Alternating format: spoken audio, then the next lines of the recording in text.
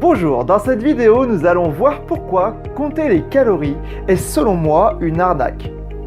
Avant d'aller plus loin, cliquez sur s'abonner de ma chaîne YouTube pour recevoir mes conseils et astuces en exclusivité. En règle générale, pour perdre du poids, les gens se mettent à compter scrupuleusement les calories et se restreignent en quantité comme si c'était la méthode la plus fiable pour réussir. Les calories sont l'énergie que peut fournir un aliment au corps. Chaque aliment a un potentiel énergétique et la plupart des personnes qui recherchent à perdre du poids se basent sur ce principe. La théorie voudrait que plus un aliment est riche en calories, plus il fait grossir. Donc si on ne dépasse pas notre quota kilocalorique journalier, nous devrions perdre du poids. La constitution énergétique de chaque aliment est la suivante. Vous avez les lipides, autrement dit les graisses, qui fournissent 9 kilocalories par gramme consommé. Les glucides, alias le sucre, et les protéines qui génèrent chacun 4 kilocalories pour gramme consommé. Et l'alcool, quant à lui, produit 7 kilocalories par gramme consommé. Partant de ce constat, nous pouvons penser qu'il faut supprimer les graisses car elles sont trop caloriques si on les compare aux protéines et aux glucides par exemple. Le problème dans ce raisonnement, c'est que l'on se focalise uniquement sur le niveau calorique d'un aliment et non sur les autres éléments qui le composent. Mais c'est une énorme erreur que font encore malheureusement de nombreux régimes et méthodes d'amaigrissement, aux dépens de leurs utilisateurs. En général, les personnes utilisant ce système tiennent quelques semaines en mesurant scrupuleusement leurs portions. Mais malheureusement retombent dans leurs anciennes habitudes car c'est un système contraignant et prenant. La plupart reprennent même plus de kilos qu'elles en ont perdu à l'origine. Si vous suivez mes vidéos régulièrement, vous savez que le cerveau a une fonction principale, éloigner de la douleur et se rapprocher du plaisir. Je l'évoque dans ma vidéo Comment se libérer de l'addiction au sucre. Cliquez sur le lien que je vous ai mis dans la description de cette vidéo pour la consulter. Mais en résumé, le cerveau nous éloigne de la douleur et nous attire vers le plaisir à court terme. Donc la méthode de compter les calories et diminuer les portions n'est pas la plus efficace car cette méthode est vécue pour la plupart comme une souffrance. J'irai même plus loin. Compter les calories, pour moi, est une arnaque. Pourquoi ? C'est très simple. En premier lieu, il vous faut connaître votre consommation journalière. Imaginons que vous consommez 1800 kilocalories par exemple, par jour. La théorie voudrait que si vous mangez 1800 kilocalories de pain, vous ne grossissez pas. Mais par contre, si vous mangez 2600 calories de kiwi, vous allez grossir étant donné que vous avez plus de kilocalories que votre consommation. Mais c'est complètement faux, car toutes les calories n'ont pas la même qualité. En effet, un aliment est composé de plusieurs éléments qui lui donnent des propriétés particulières. En coaching, lorsque nous abordons la nutrition, il y a une chose qui me frappe particulièrement et qui revient systématiquement. La plupart du temps, les personnes mangent peu de fruits et légumes et par contre ont une bonne dose de féculents, notamment de pain, et le pain blanc en général, dans leur alimentation quotidienne. Souvent, je leur suggère des fruits comme une banane par exemple et leur réaction est très intéressante. Ils me disent que la banane fait grossir et qu'elle est trop calorique. Par contre, cela ne les dérange pas du tout de manger du pain blanc et à tous les repas. Sur le papier, la banane a 90 kilocalories et une tranche de pain a entre 70 et 85 kilocalories en fonction des sources. Techniquement, nous pourrions nous dire il vaut mieux manger une tranche de pain blanc car moins calorique.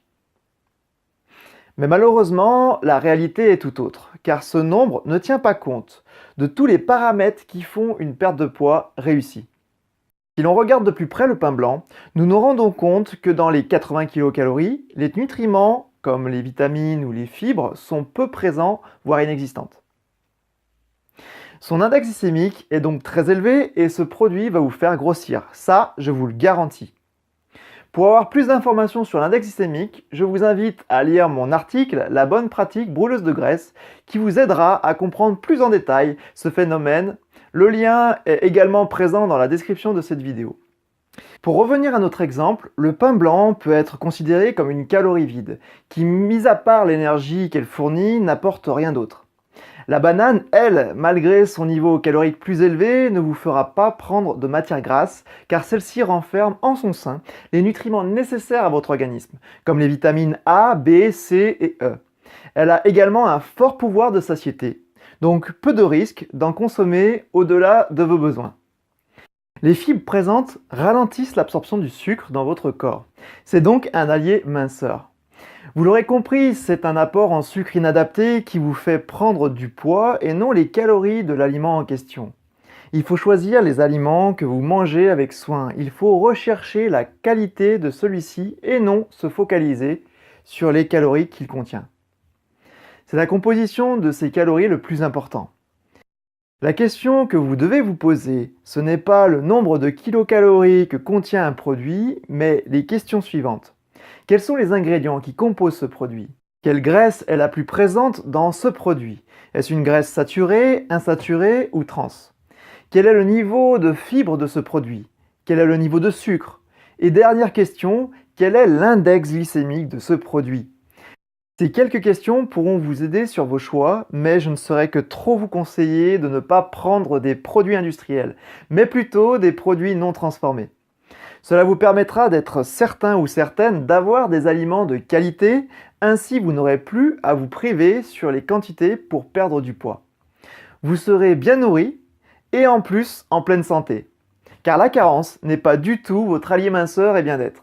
Il n'y a pas de formule magique. Ce qu'il faut comprendre, c'est que plus vous respectez votre corps sans lui demander d'aller trop vite dans une perte de poids, que vous le nourrissez correctement, que vous le maintenez en mouvement avec une activité physique régulière et que vous lui accordez des périodes de repos suffisantes, vous réussirez à atteindre vos objectifs sans difficulté particulière, sans carence et sans douleur.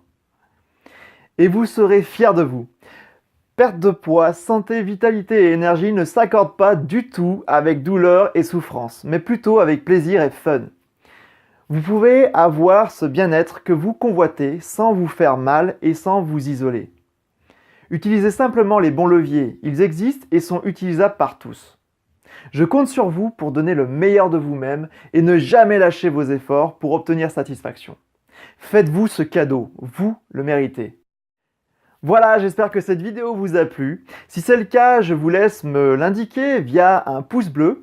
C'est toujours un plaisir de partager avec vous.